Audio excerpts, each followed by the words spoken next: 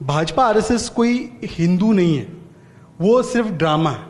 ये सच्चे पक्के हिंदू भी नहीं है। मोदी जी ने कभी 4 धामों का तीर्थ यात्रा भी नहीं की है आज तक।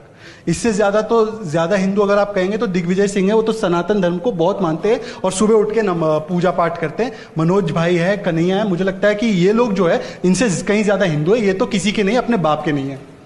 ये क्यों करते हैं ड्रामा? आरएसएस बीजेपी को पता है कि हमेशा इनके जो एजेंडा है, ऑब्जेक्टिव्स है, वो सत्ता प्राप्ति में ही उसको मिलेगा। तो इनके जो फाइनेंसर्स है, जैसे अभी इन्होंने कहा अंबानी अडानी, अब मैं आपको एक उदाहरण देता हूं। ये इन्होंने उलझा दिया में देशद्रोही, देशभक्त, बीफ, लव जिहाद, फलाना ढिमकाना।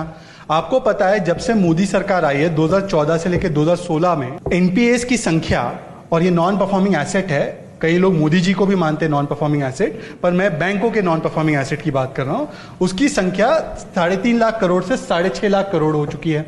अब इसको रफा दफा करना है। विजय माल्या को तो भेज दिया, 1200 करोड़ भी दे दिए, पर दूसरों को भी देना और बड़े बड़े देना है, रोहिया को देना है, अडानी को देना है, अंबानी को देना है। कैसे करेंगे?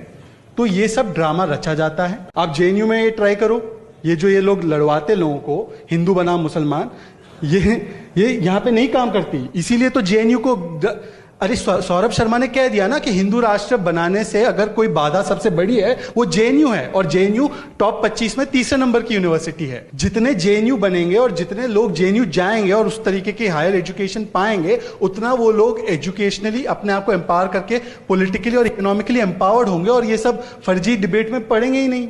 नेहरू जी ने तब चुनाव लड़े और उन्होंने हिंदू रिफॉर्म लॉ और जो भी अंबेडकर जी के इश्यूज थे उसको तब पुश किया, तब जनसंघ थी। Jana Sangh was the mother of the BJP in terms of कम्युनलाइजिंग।